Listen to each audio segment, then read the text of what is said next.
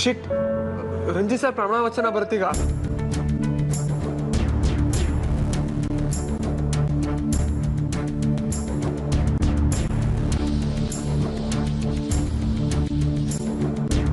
ರಂಜಿತ್ ಕುಮಾರ್ ಆದ ನಾನು ಈ ರಾಜ್ಯದ ಜವಾಬ್ದಾರಿಯುತ ಮುಖ್ಯಮಂತ್ರಿಯಾಗಿ ನನ್ನ ಸಂಪೂರ್ಣ ಬಾಧ್ಯತೆಗಳೊಂದಿಗೆ ಮುನ್ನಡೆಸಿಕೊಂಡು ಹೋಗುತ್ತೇನೆಂದು ಮಹಾತ್ಮ ಗಾಂಧೀಜಿಯವರ ಆತ್ಮಚರಿತ್ರೆಯ ಮೇಲೆ ಪ್ರಮಾಣ ಮಾಡುತ್ತೇನೆ.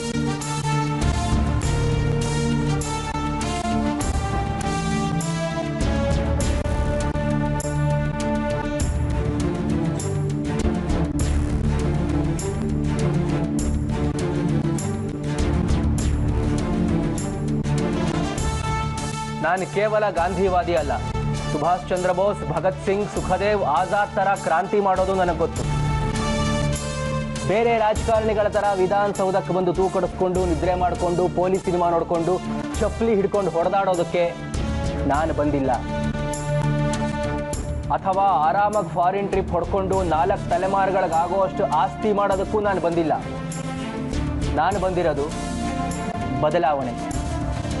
ಬದಲಾವಣೆಯ ಕ್ರಾಂತಿ ಮಾಡೋದಕ್ಕೆ ನಾನು ಬಂದಿರೋದು. ಕಳ್ಳರನ್ನ, ಮೋಸಗಾರರನ್ನ, ಭ್ರಷ್ಟ ಅಧಿಕಾರಿಗಳನ್ನ ಮುಲಾಜಿಲ್ಲದೆ ಮುಖಕ್ಕೆ ಬಾರಿಸಿ ಮೂಲೆಗೆ ತಳ್ಳೋದಕ್ಕೆ ನಾನು ಬಂದಿರೋದು.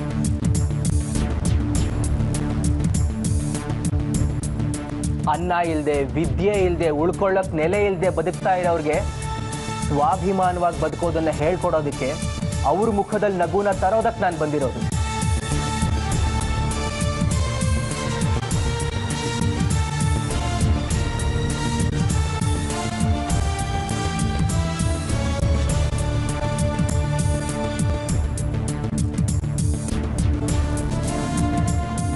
ಈ ಕಾರ್ಯಸತ್ರದಲ್ಲಿ ನೀವು ನನ್ನ ಜೊತೆಗಿರ್ತೀರಾ ಅಲ್ವಾ? ನಾನಂತೂ ಸಾಯವರೆಗೂ ನಿಮ್ ಜೊತೆಲೇ ಇರ್ತೀನಿ ಸರ್. ನೋಡ್ದ ನಮ್ ರಂಜಿತ್ ಸರ್ ಹೇಗೆ? ಇದಕ್ಕೆ ಹೇಳಿದ್ದು ಇವ್ರು ಎಲ್ರೂ ತರ ಅಲ್ಲ ಅಂತ. ನಮ್ ಜನಗಳ ಬಗ್ಗೆ ಇಷ್ಟೆಲ್ಲ ಕಾಳಜಿ ಇರೋರು, ಪ್ರಾಮಾಣಿಕವಾಗಿರೋರು, ಇನ್ನು ನನ್ನ ವಿಷಯದಲ್ಲಿ ಹೇಗೆಲ್ಲ ಇರ್ಬೋದು ಅಂತ ನೀವೇ ಸ್ವಲ್ಪ ಯೋಚನೆ ಮಾಡಿ. ಏನೇ ಆದ್ರೂ ನೀನು ಅವ್ರ ಬಗ್ಗೆ ಭರವಸೆ ಇಟ್ಕೊಳ್ಳೋದು ಸರಿ ಇಲ್ಲ.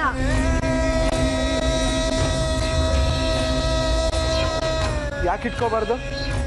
ರಂಜಿತ್ ಸರ್ ಏನಂತ ಈ ಮುಂದೆನೆ ಪ್ರೂವ್ ಮಾಡ್ತೀವಿ. ಇವತ್ತೇನೋ ಹಾಸ್ಪಿಟಲ್ ಇದ್ರು, ಹಂಗೆ ಪ್ರಮಾಣ ವಚನ ಆಯ್ತು, ಅದಕ್ಕೆ ಅವ್ರು ನನ್ನನ್ನು ಅವಾಯ್ಡ್ ಮಾಡಿರೋದು. ಬಟ್ ನಾಳೆ ಅವ್ರು ನನ್ನನ್ನು ಅವಾಯ್ಡ್ ಮಾಡೋದಕ್ಕೆ ಸಾಧ್ಯನೇ ಇಲ್ಲ. ಹಂಗೂ ನನ್ನನ್ನು ಅವಾಯ್ಡ್ ಮಾಡಿದ್ರೆ ನಿಮ್ಮನ್ನಂತೂ ಮಿಸ್ ಮಾಡ್ಕೊಳ್ಳೋಕೆ ಚಾನ್ಸೇ ಇಲ್ಲ. ನನ್ನನ್ನ? ಯಾಕಂದ್ರೆ ನಾಳೆ ನಾವಿಬ್ರು ಸೀದಾ ಅವ್ರ ಮನೆಗೆ ಹೋಗ್ತಾ ಇದೀವಿ. ಅಲ್ಲಿ ನಮ್ಮನ್ನ ತಡೆಯೋದಕ್ಕೆ ಯಾರೂ ಇಲ್ಲ. ಇಬ್ರು ರಂಜಿತ್ ಸರ್ ಜೊತೆ ಕುತ್ಕೊಂಡು ಚೆನ್ನಾಗಿ ಹಟ್ಟೆ ಹೊಡ್ಕೊಂಡ್ ಬರ್ಬೋದು. ನಾನು ಎಲ್ಲಿಗೂ ಬರಲ್ಲ, ಅದು ಈ ರಾಜಕೀಯದವ್ರ ಮನೆಗೆ ನಾನು ಯಾವತ್ತೂ ಕಾಲಿಡಲ್ಲ. ನೀನು ಹೋಗ್ಬೇಡ ಮತ್ತೆ ಅವಮಾನ ಮಾಡ್ಕೊಳ್ಳೋಕೆ.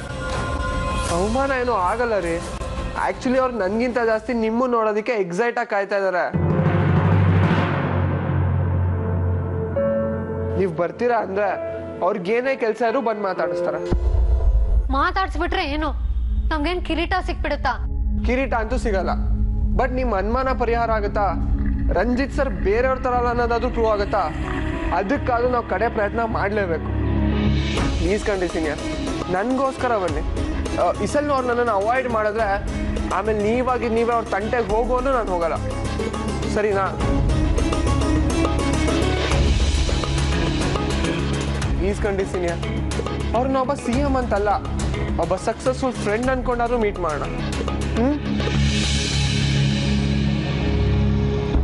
ನನ್ನ ಮೇಲೆ ನಿಮಗೆ ಪ್ರೀತಿ ಇದ್ರೆ ನೀವು ಬರ್ತೀರಾ ಅಷ್ಟೇ.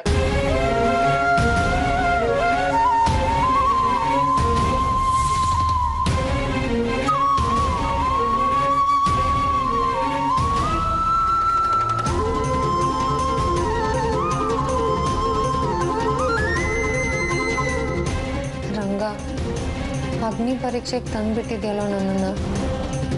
ಇವತ್ತು ರಂಜಿತ್ ಮುಂದೆ ಹೆಂಗೋಗಿ ನಿಂತ್ಕೊಳ್ಳಿ?